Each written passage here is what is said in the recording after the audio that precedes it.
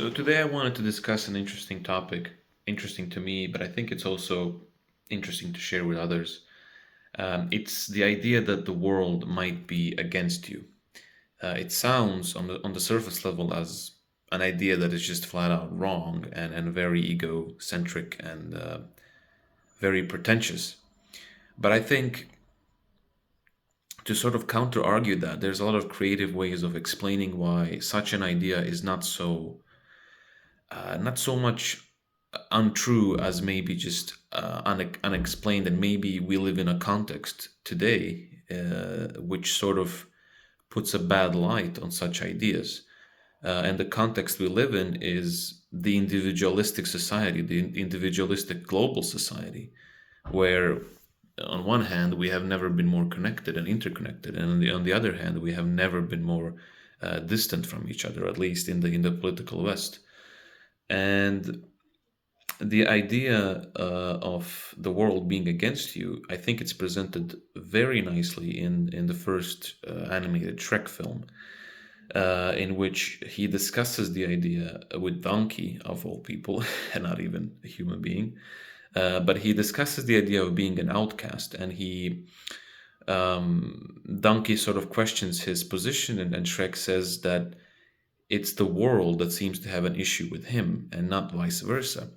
And you can sort of dismiss his argument as just being grumpy and angry and well, outcast. But I think, sort of going along with his argument, the world can be against you. And what that means in essence is, I think we have relied too much on the idea that it is up to us how things turn out, and it is up to us how things happen and how we react, even.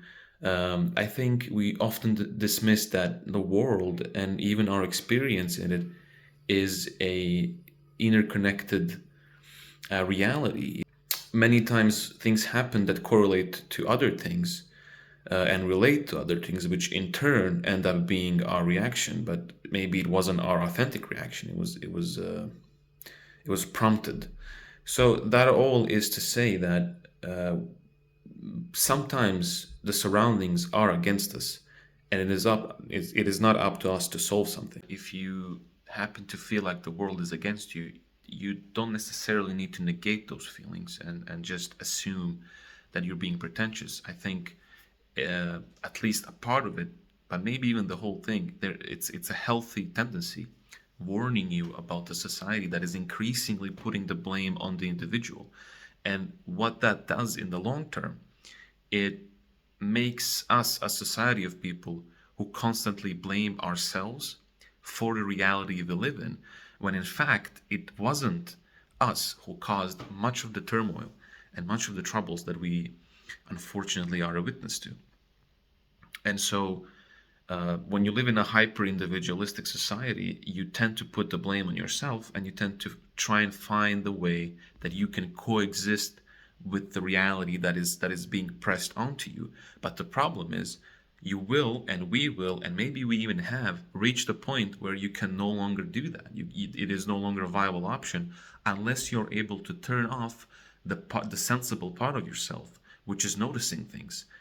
Most of the people, when we discuss issues, global issues, political issues, social issues, the way they combat that, and they are very open about that, is they just have to ignore it, and they just have to focus on their little micro reality in which things sort of function enough so that they are comfortable, and they can just turn the blind eye and just not focus on it. Unfortunately, not everybody is blessed.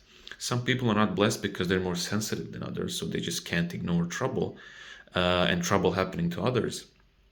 And some are, or some others experience the aftermath of such a society.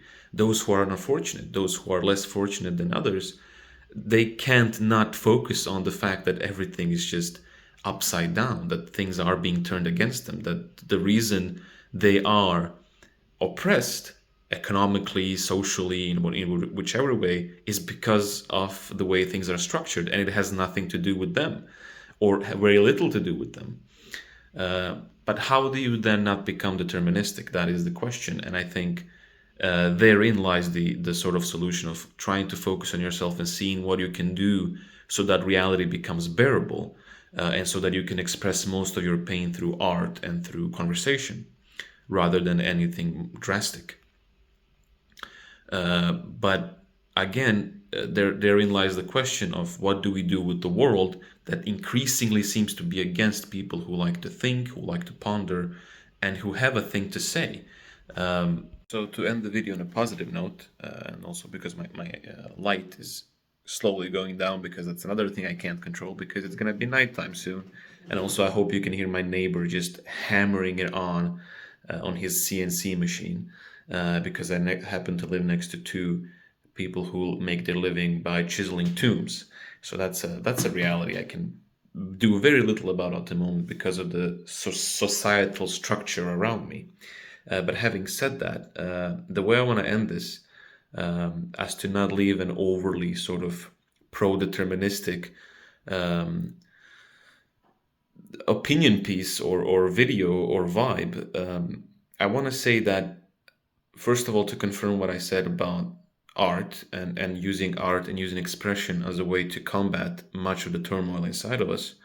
But I think the other option, also just as relevant, is finding a way to push our discomfort towards the world in the most articulate way that we can. Um, be it through academia, be it through literature, be it through whatever we can just find the way to do it in whichever way, so long as it's sophisticated.